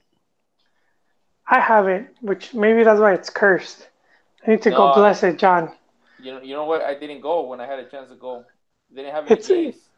And I was no, like, and it's also off the way, yeah, no. Well, I was kind of near it, but all the games were away when I was there. Like Atlas had a game, but it got stopped because of remember there was the earthquake, and Right. like they closed the stadium, dude. They closed Jalisco. Like I was gonna go watch Atlas play because they were the only. Chaflas. Yeah. You're gonna go watch Chaflas play, man? No, well, Were you gonna wanted go to live watch it up? Were you gonna go live it up like Rigo and sit in the luxury seats and have the For 20 ceviches brought bucks? to you? Have the ceviches brought to you? For $20, man. Yeah, man. Why not for $20? No, he said he paid 120. Yeah, you know what it was is I wanted to catch a game at the Jalisco. I had never. Yeah, it's historic. It is historic. It housed Brazil during the That's right. 1970 World Cup. And Pele was there, man. Pele graced that scored field. crazy goals, and that's and missed. He scored crazy goals and missed crazy goals. There's a little park right outside of the Jalisco. It's a little park, pretty small, but it's like a monument to the Brazil team. The Parque Pelé. I forgot what it's called, but Yeah. it's right outside he's- of the stadium, and it's like a little Do they use it monument for to the parking? team. No way, it's like a small park. You just go and sit. Yeah, his that I to walked me all is around, why dude. Pelé is the greatest player ever, because his misses are almost as famous as his goals, Yeah. because he tried just such crazy stuff that his misses are almost as good as his goals. What a great Juan player! was at Jalisco and he missed the Brazil park. Come on, Juan. No, man, You I you're walked all the chasing the way. Raspado man too hard, huh? I walked all the way around the Jalisco. There was no park. In fact, his ugliest goal of the World Cup he scored at the Azteca. All the other ones were the pretty ones at the Jalisco. At the Jalisco. But for me, I think Chivas could have stayed at the Jalisco longer, and I think all that money should have just been invested in the club. And I think if they do win, because if you do win a Libertadores, and then and you're going a little bit back, you still had a more decent chance of like winning. I don't know if they still had well, they were gonna let them play that. Did they just have the FIFA Clubs World Cup? No, not yet. The Chivas is on the Real Madrid side of the bracket, so they could do No, some. but I'm going that far back when you didn't have like these really super teams. It's like Oh yeah. these super selecciones, man. But I think for Chivas, even if they wouldn't have won it, but just to put out these great games, you would have just elevated the club profile so much. And they never did that. To me, they put the cart in front of the horse. You know, they built all this great stuff, and they kind of forgot that the team needs to win and be at the forefront of all these tournaments. That's So because instead, they you got won. Chivas with brand new facilities, but the team can't even qualify to the league. Didn't Vergara hire the Golden Goose and then he fired him? Are you talking about Hans? No. Nah, well, even after Hans, what's his name? Dude, the name escapes me right now. He's the directivo that Toluca had for like 6 years. They won like 4 trophies under him. Oh, they did. Lebrija. Lebrija, yes. Well, Lebrija left because of Chicharo as well. He was mad. He was mad. Go ahead. Well, yeah, he was mad because he wasn't clued in, and he said that he would have fought to at least kept them for the Libertadores final. See, he understood. You guys crack me up every time that have you ever seen Blazing Saddles? I need to see it. Yeah, I've seen bits and pieces. Yeah. Okay. I've seen like little clips of it. You know who Randolph Scott? Randolph Scott's an old Western actor, and in the movie, like he's like asking the townspeople like to chip in and do this great thing, and they're like, oh, we can't do it, and let's see here. Where's everybody going? We don't care if it's the first act of Henry the doggone minute here. Does the sheriff? Yeah. That's all I ask. No. You do it for Randolph Scott. Randolph Scott. So every time you guys bring up Hans, that's what I feel like I should play. Yeah. Because it's like that's what you want. Hans Wester. Yeah, exactly. It just cracks me up. Juwan praises him. To me, I felt they didn't let him. They didn't let him work the way he should work. Who? They or Hans? Hans. They had him all over the place. Yeah. They sent him to Costa Rica. They sent him to try to set up Saprissa, and then he came back, and then they sent him to Chivas USA, where he also coached the team for a while, and then he came back, and then they had him coach Chivas. So he never did he never had a chance to just do one thing and carry it out through because they just kept moving him around. Very similar to Güero Real, where they just kept. Well, they had him all over the place. Yeah. So anyway, so let's before we get sidetracked again with another level of Chivas talk. Back to the Libertadores final. So Joel, this game, the magnitude of this game worldwide, outside of a Barca Real Madrid final, there is no other game of this kind of magnitude. I mean, this is the biggest club game on the planet. Yeah, and it is without this season. And what makes it more impressive is that it's with the majority with local talent. They don't need this extravagant purchases from everywhere, to bring the hype. It's all created just from just historic rivalry. Right. Are you gonna watch Joel? Are you gonna make the time to? Oh no, man! If to all the Cantina regulars, this is one of those must-watch games. It's like watching a World Cup match. It's right up there. It's very historic. It's two historic teams going at it, so it is. It's like if you had gotten to see Mayweather and Pacquiao, they would have fought each other in their prime. Right. It's like if you want to see a Conca Champions final between Puebla and Chiapas. No. But even if you don't follow South American or Argentine football, it's still a very attractive match just because these. You know how I could put it? If you watch boxing, if you saw those, it was Marquez versus Barrera fights. Right. Oh man, those were just intense. There were some fights, like Gallo. Oh god, there were like three of them, and each of them were just. This was like in the early 2000s. It was too. Oh my god! And I remember they were just on HBO, and I remember my wife and I tuned out, and we were just caught, and they were just going after each other. I mean, just each round was just slugfest after slugfest, and just unbelievably violent, yet completely enjoyable boxing match. And at the end of it, both guys just walked up to each other and just were hugging on each other. I mean, they obviously in the tune of beating the crap out of each other, you just had earned just crazy amounts of respect for each other, and they became friends, and they did it two more times. It was just crazy, insane fights, and that's what this is and they play it in a final, in the Libertadores final. Yeah, to play it. Yeah, it's the first time they ever met in that tournament. I mean, our buddy Kit McConaughey, when I asked him if he wanted to.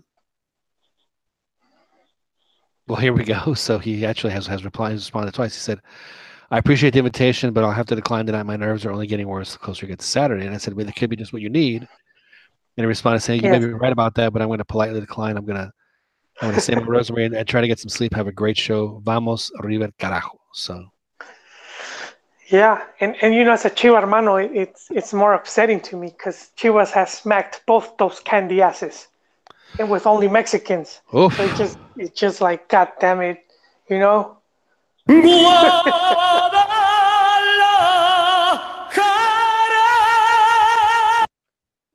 There you go. Even Atlas had tied River in the Bombonera. You're thinking, wow, they could. Monumental, John. No, I'm sorry. It was Boca. It was Boca at the Boca at the Bombonera. They tied them. Hugo Ayala scored the tie in 2-2. You're thinking, wow, they can. And then they play the second leg at the Jalisco. I think this was in the quarterfinals of the Libertadores.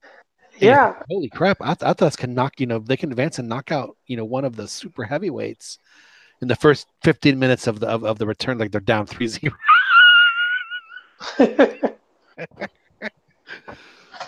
Yeah. So when Mexican La Chofis pudiera cambiar a what is going on with I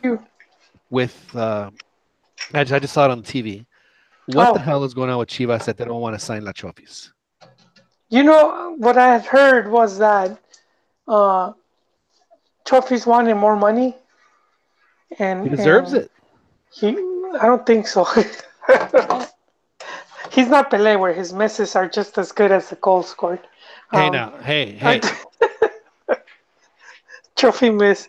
Um, but I think Who made you pope of this dump, huh?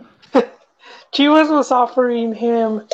They were offering him an extension, but his wages were going to be dependent on performance. So minutes played, goal scores, assists, and Trophies. I don't think wants none of that. You know, think I think he feels there must be interest from elsewhere. If he feels that he could demand certain wages. So who knows, man? Monterrey, maybe Hey, I wouldn't mind trophies for Cesar Montes. I would do that. I would do that deal any day. Well, Chofis is probably going to go to where he. Well, actually, if they get rid of him, who knows where he's going to go. I do think how it sounds like someone's doing some dishes. Doing some That's dishes me. there, Joel.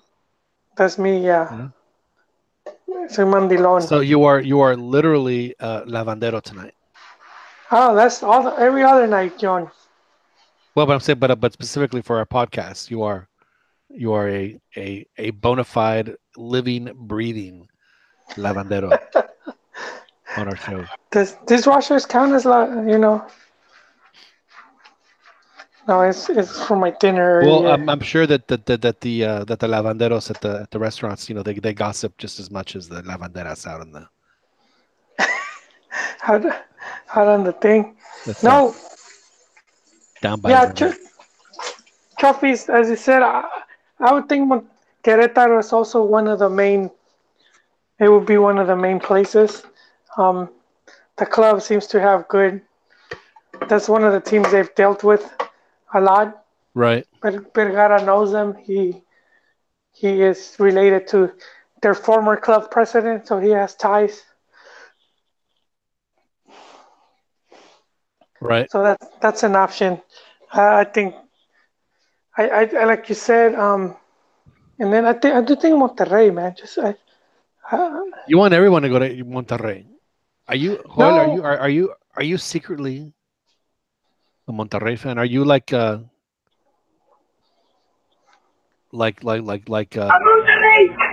Monterrey! That's Don Ramon saying that, by the way, if I'm not mistaken. But he was an Necaxa guy. No, not really. But they just seem the type of club that they could gamble on a player like that, and it won't affect them much. That if he were to suck, they could just toss him to the side. It's not going to affect them any. You know. You're saying some pretty hateful stuff about our boy La Chofis, Joel. I'm not going to lie. Well, he got hurt, man. He was having a decent season, and he got hurt. He hadn't played since.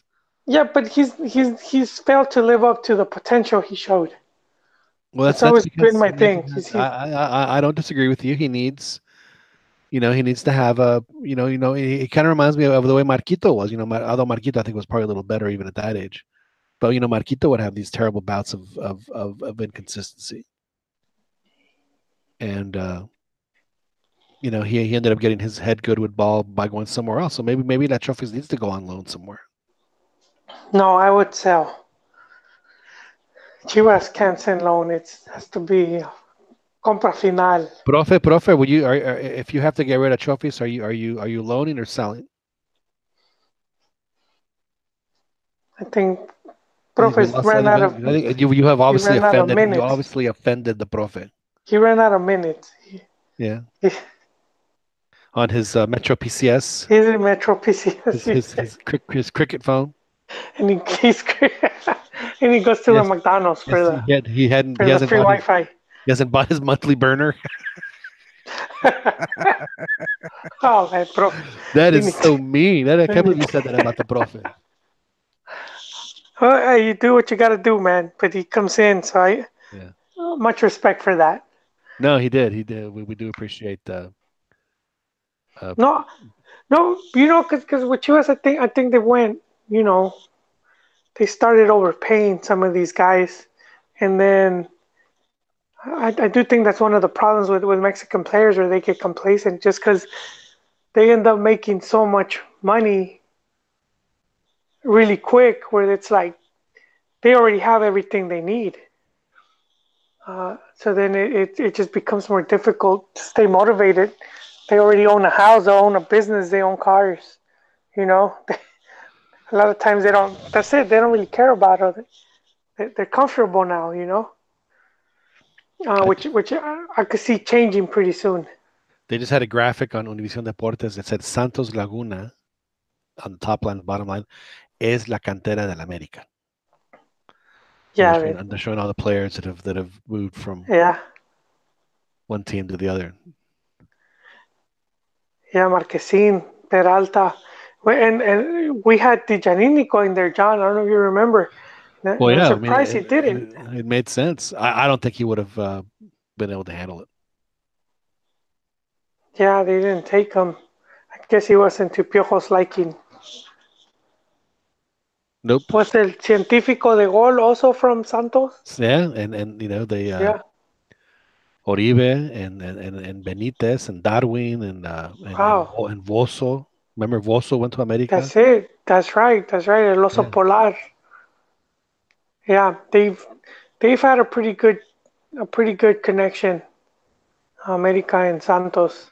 Yeah, well, I mean, it makes sense. I mean, one of the big advertisers for America is Corona, so I'm sure that they've maintained a good working relationship and have for it's not just on America that Corona advertises.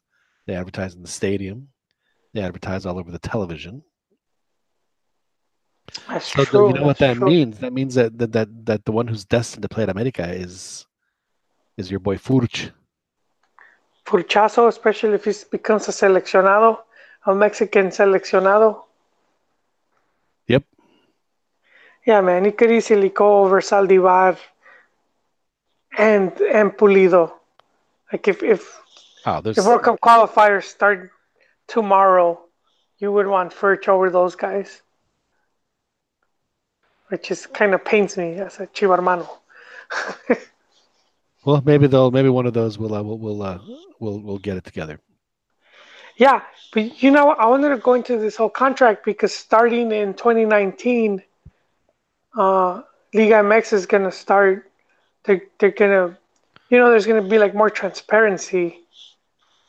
Ever since the whole, it was Guri, the owner of Veracruz, who filtered out that in Liga MX they use double contracts, and so Hacienda, I don't know how you translate that to English. The IRS. Yeah, the IRS stepped in and was like, wait a minute, we need to go, we need our share of that, and so some of these clubs are starting to get investigated. But Liga MX already announced that 2019, and along with the players union that was formed not too long ago by Rafa Marquez and some of the other Mexican players, the Mexican Players Union, they're going to do a new way of doing player contracts. And I think, it all sounds good, but I think Mexican players are going to be in the losing end with this. I feel that they're going to pay them much less than they had, now that you can't hide the finances. And with the league having done away with the foreigner restriction rules, you don't really have to count on Mexican players, which a lot of clubs haven't been counting on. So I think it's gonna. Well, it's not that they have unlimited foreign players. I mean, they can only dress 10. Yeah, but you could buy as many as you want.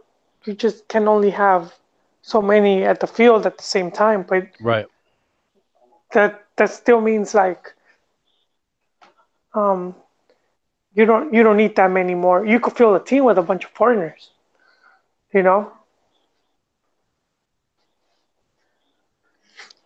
So el Hulit fue dejado libre por el Necaxa. Hulit is a free agent. Yeah, he's going back to Scotland, which I think he's just gonna go collect his belongings. I could see them sending him right back. They're gonna put him in the bargain bin. Oof. Oof. Yeah. So you think that because the players have a players association, that by that very act alone, and the fact that there has to be more transparency in the validity of the contracts, that combination is in the long run going to affect the ability of the Mexican soccer player to earn a living in Mexico. Well, I'm not saying earn a living. I'm saying get paid as much as they had been getting paid. I just think the clubs are going to start offering less money. They're going to pay them less than they did before. Well, I don't think That's so, just my because hot take. they're only going to be worth what the market bears. And I mean, Yeah. unless if they decide it's just all of them in their little Pacto de Caballeros, hey, to get back at the players. See, this is why people also talk about the Pacto, about the and I think that any league has a quote unquote Pacto de Caballeros. I don't think there's any denying that. I think every league in organized sport, they have a Pacto de Caballeros. The problem with the Pacto de Caballeros in Mexico is the petty. What's the word I'm looking for? Like they use it as like their personal grudge list. That's the problem I have with the Pacto de Caballeros. Yeah, that's true. They do. They will do that. Yeah. And again, I'm not saying that doesn't happen in other leagues, but it happens a hell of a lot more in Mexico than it does anywhere else. Yeah, that is true. No denying that. Yeah. And so have your pacto all you want, but don't deny these guys the chance to earn a living just because one of them was mean to you in a locker room, or whatever the case may be. But anyway, so that's just it's definitely gonna. I mean, Rafa is now on the other side, right? He's now the pantalon largos, is he not? Isn't it like the president of Atlas now? Yes, he is. So now he's going to make those. So he represents the Players Association, and he's not the president of Atlas. Is that correct? I don't know if he's still. That would be a conflict of interest. So I don't know if if he maintains his position. Right. Well, I do think that maybe for the average Mexican player, the salaries might go down a little bit, but if you're a star player, I think you're going to do just fine. Whether they have Oh yeah, but already it's very limited. Already, like it's a very small number. Where I was telling you gents the other day in our soccer forum, in the Cantina forum, I was telling you guys how per cycle you get over 80 Mexican players that are going to go to the selección. So that's basically every Mexican that's a starter in Liga MX is going to get called up. Right. Which is like, damn. It's like, whoa. It kind of like highlights just how to me it's not that much competition, and I forgot who wrote it. It was some journalist, and he was talking about the whole Chicharo thing, and I think it was a South American guy, and he said something along the lines of Chicharo doesn't have anyone that's competing with him in the selección. That's why he could take that liberty to say, I don't want to go, or I'm thinking of quitting.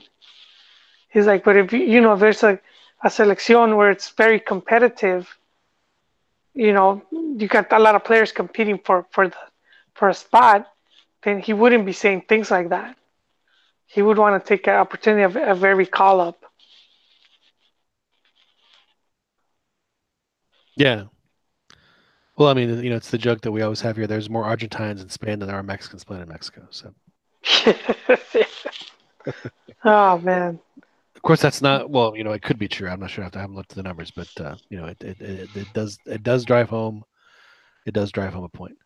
However, Champions League in Europe looks like the whatever chances PSV Eindhoven had in at least making the Europa League. I think we're vanquished by Harry Kane who scored twice in the last few minutes to give Tottenham the win, and then they are still alive, and they're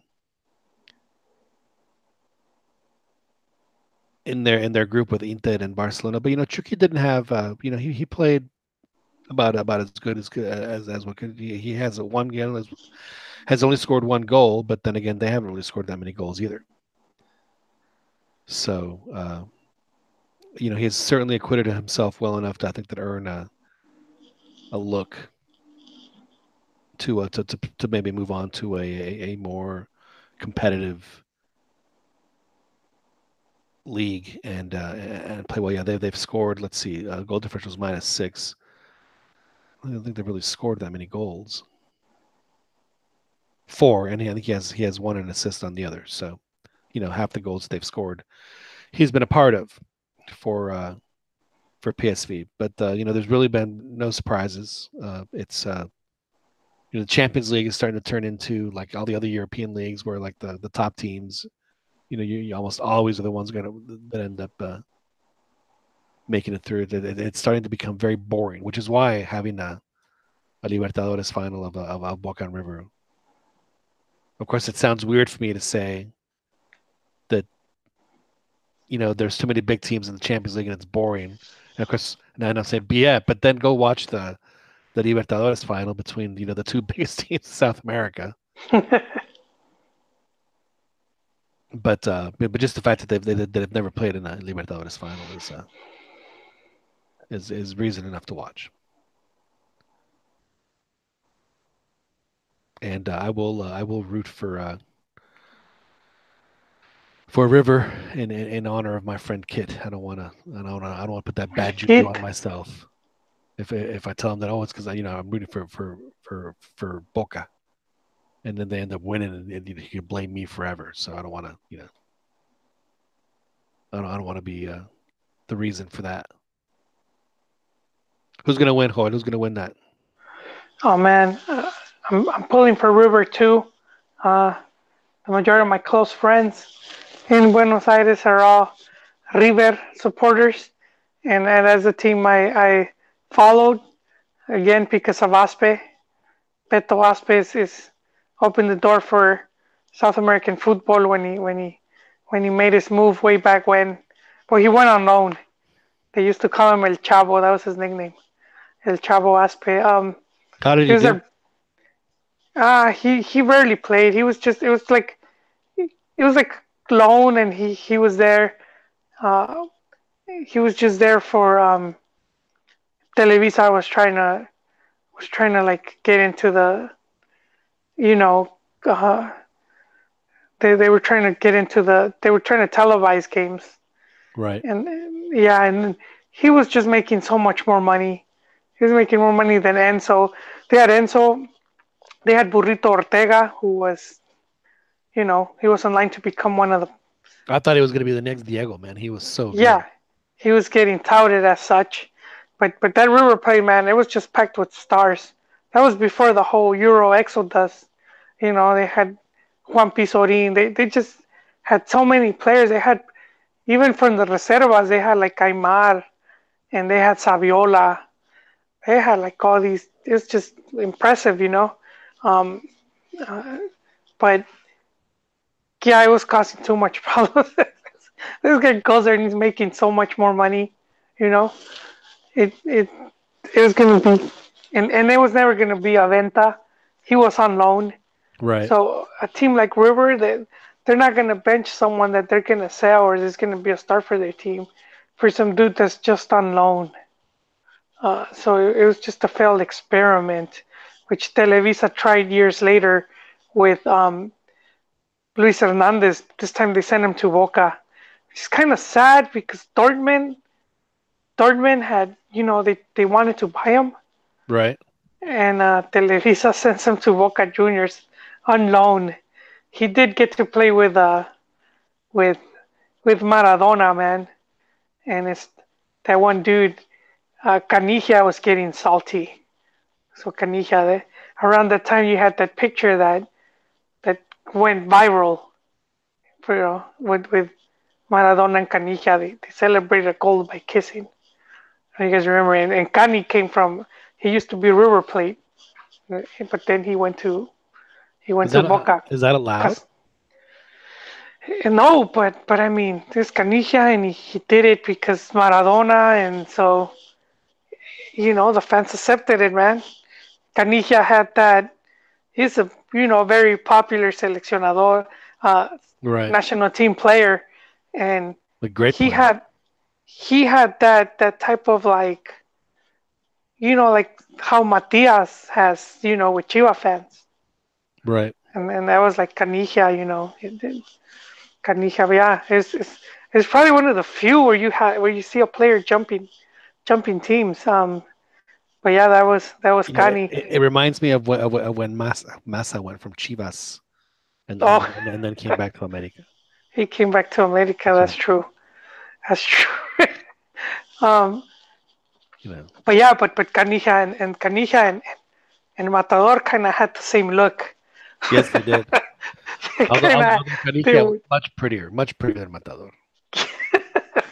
But they had the blonde hair and they would wear the headband, and so Canija was just hating having Matador at the team, kind of stealing the spotlight, and Matador got to score a goal off a Maradona pass. So I mean that's something for what it's worth, I got to hear that goal on the radio, John. That is almost as glorious as the time I took a leak next to Willie Nelson at the airport. My brush with greatness. You're so close. Wow, could cross streams, John. Yeah, he denied my request. As a matter of fact. You shouldn't have asked. You should have just done it. That's true. Better at that point, it's too late. Better to ask for forgiveness than permission when you want to cross the street with a celebrity in the public restroom. Exactly, man. Exactly. Now, is it okay to cross the streams into one? Is that a little weird? Yeah, it could be, but I mean, it was Willie Nelson, dude. I mean, it's one thing if you're like at the big urine trough where it's just like one gigantic. I know. I hated those when I was a kid. You're a little kid and it's filled with grown-ups. Right. and you can't reach. You can't reach, man. And you're in level with their waist. That's right. With their crotch. You're at crotch level. That's right. So, no, but this is back then. They weren't televising a lot of those matches, but I got to hear on the radio. So that was, goddamn, I sound old. But yeah, I got to hear the goal being narrated on the radio. But so that was, man, we went so far off topic. We ended up. No, we're still talking Boca. Pissing on the trough. Boca. Yeah. Oh, back to Boca River. Yeah. No. That I started following River. Then up until Mexican teams went into Libertadores, and then that's it. I was like, I knew I just couldn't anymore. But I think it's even the coaches for the teams are pretty like known. So River has Marcelo Gallardo, right? And he turned down America. So America before Piojo had made him an offer, a pretty juicy offer, but he declined. He stayed over there, and if he wins it, that would be his second one.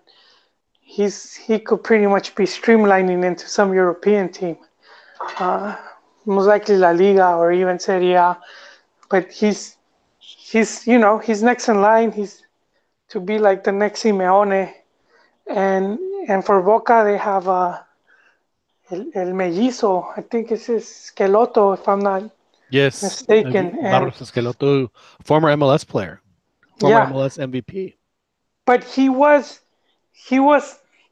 a player when Boca was king of the Libertadores during the Bianchi era. Carlos Bianchi, when Carlos Bianchi was the top, he could do no wrong. They used to say that the joke in Argentina was that Bianchi had that God's cell phone number on speed dial, because they would win so many games on, taking it to the last minute and going into penalty kicks. So I used to say que tenía, número de Dios en el celular. So I mean that's part of a school right there from that dude. So it's pretty interesting matchup. I have pretty good faith though that River has the upper hand. For Boca, their striker just recovered, the former America striker. Goddamn, what was his name? What's the delantero's name? Yon. He was. I think he was in line to get nationalized and play for the selección. When was this? Oh man, before he left, we even had this discussion with Johnny Rico. Unless what's the guy's name? When he went to Argentina, they kind of one of the talk show hosts. Yeah. The Benedetto. Benedetto, there you go. So Benedetto had been in Mexico, and Boca bought him, and one of the main talk shows over there, they were just ripping ass, man. They were just talking about, Liga MX and just putting down Mexican soccer, and he's proven to be like hot commodity over there. Right. But he just recovered because he had been injured. So Joel, before we wrap it up here, let's jump. But no, go ahead. No, but yeah. So we go back like 3 years. He was there was talks of him going to the Mexican national team, and then he left. So who knows, man? Who knows how that's working out? I don't know if he got called up to the Argentine team, but wait, I think he is nationalized Mexican. I think he did get his nationality. So if Boca wins, he would be the first Mexican to win that tournament. But technically, well, not Mexican born, but still first Mexican. Well, there you have it. A good way to bring it all back to Liga MX tonight. So Joel, there's 2 weeks left. There are still teams that are fighting to get in, as we mentioned earlier. We have only Cruz Azul and America have officially made it. Santos is in with just 1 point. All they need is 1 point. Pumas need some help. I mean, if they win, they will be in as well. But we'll see how that plays out. But the bottom is where it gets interesting. So we have Pachuca, Morelia, Querétaro. Pachuca, Morelia, and Querétaro, and the games that each of them have. Pachuca finishes the season with Atlas and León, and they're in 8th place. Morelia finishes with Tijuana and Cruz Azul. And Querétaro finishes with Veracruz and Necaxa. So both Querétaro and Pachuca have a very favorable schedule to see who gets that last spot. And then this is why I worry about a team like Pumas, because Pumas, even though they have 4 more points, they finished with Toluca and Santos. There's no guarantee that Pumas is going to get any more points out of those 2 games. So we could conceivably see a liguilla where even the 8th place team has 27, 20, 28 points. Yeah, which is a rarity. So it's there's definitely a lot to play for teams 4 down to 11. These are going to be pretty intense. And Toluca hosts Pumas, and Pumas does not play well in Toluca, and they haven't for years. So it's like ugh. It's going to come down to the game against. Hopefully, Santos will be qualified, and they'll throw out their their reservas for Pumas to win.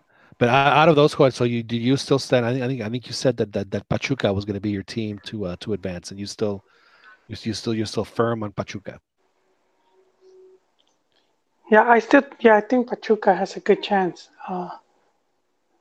They close against León and already eliminated León. Yeah, and they have Atlas first, and as we all know. Yeah, Chaflas. I mean, you couldn't ask for if you were given the list to choose, Atlas would definitely be on that. 2 games you want to close the season with. If you want to try to make it to playoffs, Atlas will definitely be on that list of teams you want to play. Yeah, there's no question that Atlas is. And if you're Grupo Pachuca, then you want your little brother León right there. Yeah, I mean, and Querétaro has Necaxa and Veracruz, and they are 16th and 18th right now in the league. So, they could certainly. It's going to be interesting to see how it all shakes out. I think that if Pumas does qualify, they're going to be in the bottom half of the draw, and which may not be such a bad thing for them. But as long as they don't, well, we'll see how it plays out. But I am thinking that Pumas would be a good landing spot for Marco Fabian. I think that they fit each other very well. They fit each other very well, especially with Pumas losing El Chavo Alustiza over the weekend with an ankle injury. So it would be a good move. No, I still think like Chivas, Cruz Azul, Monterrey are going to be his 3 main options. I haven't, I haven't seen Pumas do a push for like a seleccionado like that in a long time, or ever for that matter. Yeah, but this is a guy. I mean, that's the thing though. It's one thing to do it for seleccionado. It's another thing to do it for a guy who hasn't played for 6 months, who happens. Yeah, but he's still a seleccionado, Yeah, but I mean, tell me one thing that Marco Fabian has done in his senior side career. Nothing. No. He did score a goal in the World Cup, didn't he? No. If I'm not mistaken, no. No, and in fact, I mean, if he barely played in the World. Wait, he scored a goal leading to the World Cup? Or no, you know what I'm thinking? Confederaciones. Yeah, he did score a goal. I think he scored a golazo in Confederaciones. That just said it was the best goal of the tournament. Seriously, it was voted the best goal of the tournament. Yeah, that's what I'm thinking of. Yeah, you're right. He hasn't done much, but he's gonna be he should probably feature heavily going into this next World Cup cycle. I sure hope so, and he'll do it by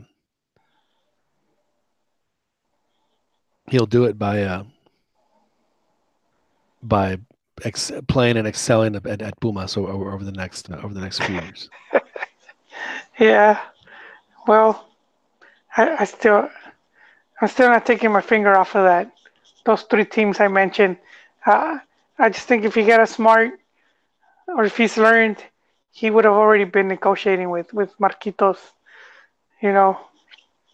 Bring him in. You have that close World Cup for what it's worth. And then just being in Chivas keeps you in the spotlight to be a seleccionado. Right. So yeah, that's something. No, we'll see how it turns out. But I mean, just big games for the. Let's see when it all shakes out. So we have.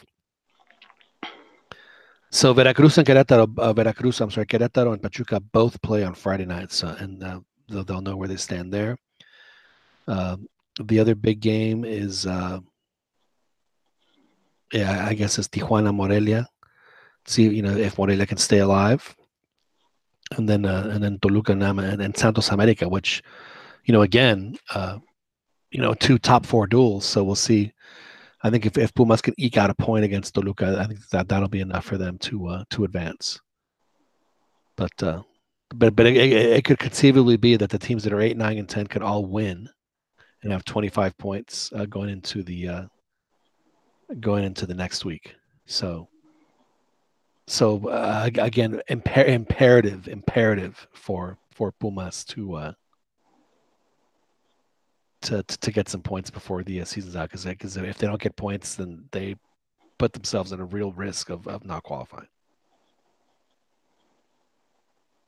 which would be very unfortunate for them and for all of us. And of course, Chivas, they've, as Joel pointed out at the beginning of the year, back in Jornada 2, said, don't even bother, Chivas fans. They're not going to aspire to much. So there you go. Joel, we should probably wrap it up here tonight. Yes, sir. We've pretty much gone through the whole bag of topics we had lined up. We're missing we went one. So far off topic that we talked about crossing streams with Willie Nelson. We did.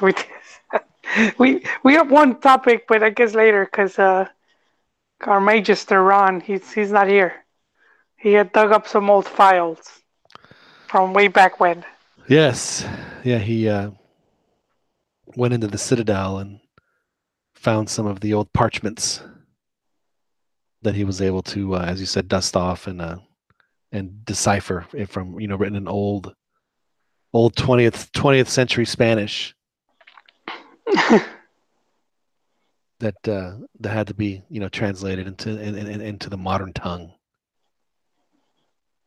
No, it's I was hoping he was going to be on that, but he said that he couldn't make it. So I always appreciate